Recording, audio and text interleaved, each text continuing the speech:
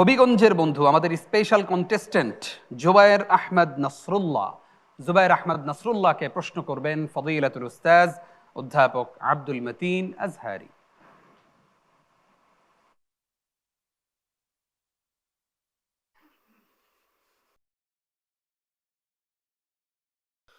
السلام عليكم ورحمة الله وبركاته। ওয়ালাইকুম আসসালাম ওয়া রাহমাতুল্লাহি ওয়া বারাকাতুহু। জুবাইর আহমদ নাসরুল্লাহ, কেমন আছো? আলহামদুলিল্লাহ। উস্তাদ জি, আপনি কেমন আছেন? আছি আলহামদুলিল্লাহ। اقرأ من قوله تعالى: أذن للذين يقاتلون بأنهم ظلموا. أعوذ بالله من الشيطان الرجيم. بسم الله الرحمن الرحيم.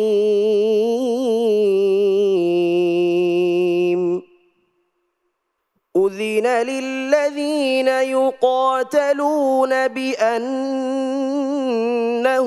ظلموا وإن الله على نصرهم لقدير. الذين أخرجوا من ديارهم بغير حق إلا أن يقولوا ربنا الله ولولا دفع الله الناس بعضهم ببعض لهدمت صوامع وبيع وصلوات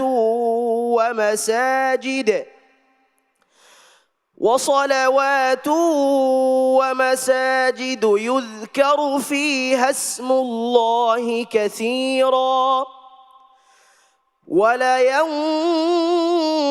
ولينصرن الله من ينصره إن الله لقوي عزيز.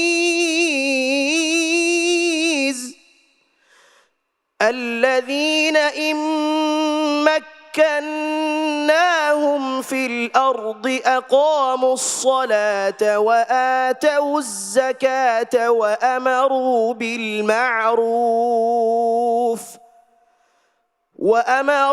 بالمعروف ونهوا عن المنكر ولله عاقبة الأمور.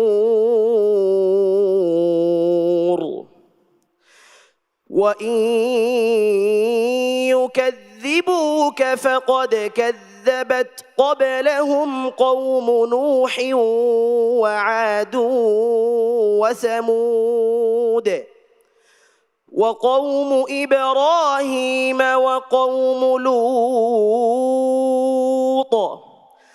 وأصحاب مدين وكذب موسى فأمليت للكافرين ثم أخذتهم فكيف كان نكير.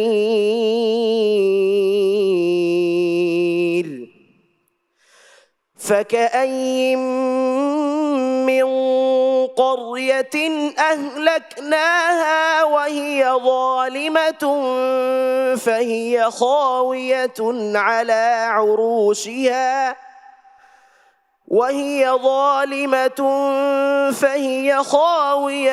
على عروشها وبئر معطلة وقصر مشيد. أفلم يسيروا في الأرض فتكون لهم قلوب يعقلون بها أو آذان يسمعون بها فإنها لا تعمى الأبصار ولكن تعمى القلوب التي في الصدور. حسبك. صدق الله مولانا العظيم মাশাআল্লাহ। প্রিয় দর্শক, আমরা আমাদের হবিগঞ্জের প্রতিনিধি জুবাইর আহমদ নাসরুল্লাহর তেলাওয়াত শুনলাম। এভাবেই যদি আমরা কোরআনের সাথে সম্পর্ক রাখি, সত্যি আমরা আলোকিত হব। আমরা আমাদের বিজ্ঞ বিচারক উস্তাজ আব্দুল মতিন আজহারি আপনার কাছ থেকে জুবাইর আহমদ নাসরুল্লাহ, অনেক সুন্দর তিলাওয়াত করেছো। যেমন তিলাওয়াতটা আমাদের সম্মানিত বিচারকগণ চান এবং আন্তর্জাতিকভাবে যেই তিলাওয়াত সমাদৃত সেই তিলাওয়াতেই তুমি করেছো। আল্লাহর কোরআনকে যেভাবে সম্মান দিয়ে শৈল্পিকভাবে, যেই সুললিত কণ্ঠে অকৃত্রিমভাবে পাঠ করার কথা আল্লাহ তাআলা বলেছেন, তুমি সেভাবেই পড়েছো। আমরা তোমার কৃতজ্ঞতা জ্ঞাপন করছি এবং আমি আল্লাহ তাআলার কাছে শুকরিয়া জ্ঞাপন করছি যে আল্লাহ তাআলা আমাকে তোমাদের খেদমতে উপস্থিত হওয়ার জন্য সেই হাজার হাজার কিলোমিটার দূর থেকে আসার তৌফিক দান করেছেন। বারাকাল্লাহু ফীকুম ওয়া কাসসারা খায়রাকুম ওয়া আ'যামা লাকুম আজরা। আমরা এবার আমাদের খুদে প্রতিযোগীর তেলাওয়াত সম্পর্কে মন্তব্য শুনতে চাইব। কারি মোহাম্মদ আব্দুল্লাহ আপনার কাছ থেকে। আমি ছোট্ট করে শুধু বলবো যে জুবাইর আহমদ, আমরা তার ব্যাপারে কিছু মোলাহাজা দিয়েছিলাম। সেই মোলাহাজা হচ্ছে যে তুমি একটা উচ্চ আওয়াজের অধিকারী মাশাআল্লাহ, এবং তুমি পড়ার সময় তোমার কণ্ঠটাকে তুমি আরেকটু কন্ট্রোল করবে। তো আজকে দেখলাম যে জুবাইর আহমদ তার কণ্ঠটাকে অত্যন্ত সুন্দরভাবে কন্ট্রোল করে আজকে কিন্তু পড়া কিন্তু তার অনেক শ্রুতিমধুর হয়েছে এবং আজকের তার তেলাওয়াতের মানও ভালো ছিল।